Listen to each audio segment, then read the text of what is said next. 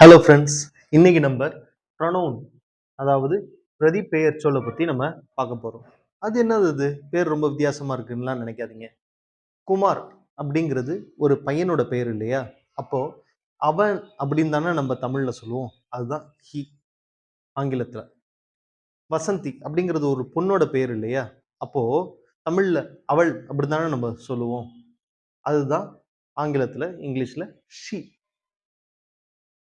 இங்க அவன் அவள் அப்படிங்கிறத தூரத்துல இருந்தா நம்ம சொல்லுவோம். அதே கிட்டக்க இருந்தாக்கா இவன் இவள்னு சொல்லுவோம். ஆனா இங்கிலீஷ்ல அப்படி வேற வேற சொல்லு கிடையாது. அவன்னாலும் இவன்னாலும் ஹீ தான். அவள்னாலும் இவள்னாலும் ஷீ தான். தூரமா இருக்கிறாங்களா கிட்டக்க இருக்கிறாங்களா அப்படிங்கிறத குறிக்கக்கூடிய சொல் இங்கிலீஷ்ல கிடையாது. பேர்டு, இட், அதாவது அதுன்னு அர்த்தம். இதுனாலும் அதுனாலும் இட்டு தான். சரி, இந்த ப்ரொனவுன் அப்படின்னு சொல்லப்படுறது 10 வகையா கிளாசிஃபை பண்றாங்க. 10 வகையா பிரிஞ்சாலும் நம்ம இப்ப பார்க்க போறது முதல் வகையை தான். அதாவது பர்சனல் ப்ரொனவுன்ஸ். அந்த பர்சனல் ப்ரொனவுன்ஸ் வந்து 3 வகையா பிரிக்கிறாங்க. அதுல முதல் வகையான ஃபர்ஸ்ட் பர்சனல் ப்ரொனவுன் ஐ, அதாவது நான். வி, நாங்கள்.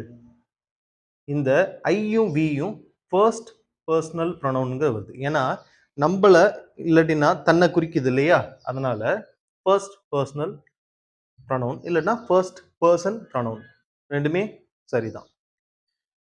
செகண்ட் பர்சன் ப்ரொனவுன் யூ, அதாவது நீ இல்லாட்டினா நீங்கள். நமக்கு முன்னாடி இருக்கக்கூடிய ஒரு குறிப்பிட்ட பர்சன் வந்து குறிக்குது இல்லையா? அதனால இது செகண்ட் பர்சன் ப்ரொனவுன், அதாவது யூ. மரியாதை தரக்கூடிய சொல் வந்து இங்கிலீஷ்ல கிடையாது. அதனால நீனாலும் நீங்கள்னாலும் யூ தான். அதே தான் இங்கேயும் பொருந்தும். நான் ஏற்கனவே சொன்னேன் இல்லையா? ஹீங்கிறது அவன் இவன்னு சொல்றாங்க இல்லையா? அவர்ங்கிறத குறிக்கிறதுக்கு வந்து பாத்தீங்கன்னாக்கா தனியா இங்கிலீஷ்ல சொல்லு கிடையாது. ஹீ தான் போடணும் அவர்னாலும். நான் சொல்றது அவர், இர். சரியா? தேர்ட் பர்சன் ப்ரொனவுன் இங்க ஏற்கனவே சொன்னதுதான். ஆனா அங்க பெயரை வச்சு நான் வந்து எக்ஸாம்பிள் சொன்னேன் இல்லையா? இங்க பாருங்க. ஹி அவன், ஷி அவள், இட் அது. இது வந்து இவன் இவள் இது அப்படிங்கிறதுக்கும் இது பொருந்தும். அப்போ ஹி ஷி இட் எல்லாம் வந்து தேர்ட் பர்சன் ப்ரொனவுன்ல, அதுவும் எந்த கிளாசிபிகேஷன்ல வருது பாருங்க, தேர்ட் பர்சன் சிங்குலர்ல வருது. ஏன்னா இது எல்லாமே ஒவ்வொரு குறிப்பிட்ட பர்சனை தான் குறிக்குது. ஹீனாலும் ஒருத்தர் தான், ஷீனாலும் ஒருத்தர் தான், இட்னாலும் ஒருத்தர் தான். அதனால தேர்ட் பர்சன் சிங்குலர் அப்படிங்கிறதுல வருது. ஆனா இதுலயே இன்னொரு வகை இருக்கு, தே. அந்த தேங்கிறது அவர்கள் இல்லாட்டினா அவை. அவர்கள்னாக்கா குறிப்பிட்ட நபர்கள் இருக்கிறாங்கன்னு அர்த்தம். இதே நபர்கள் இல்லாம வந்து அக்ரிணையா இருந்ததுனாக்கா அவை. அப்போ அது எந்த பன்மையில இருக்கா? அப்போ இது ப்ளூரல். தேர்ட் பர்சன் ப்ளூரல் அப்படிங்கிறது வருது. இப்படி தேர்ட் பர்சன் ப்ரொனவுன் வந்து சிங்குலர் ப்ளூரல்னு 2 வகையா வந்து பிரியுது. ஆக மொத்தம் பர்சனல் ப்ரொனவுன் 4 வகைப்படுது. First person pronoun, second person pronoun, third person ப்ரொனவுன்ல 2 வகையா இருக்கு. அப்போ மொத்தம் 4 வகைப்படுது. சரி.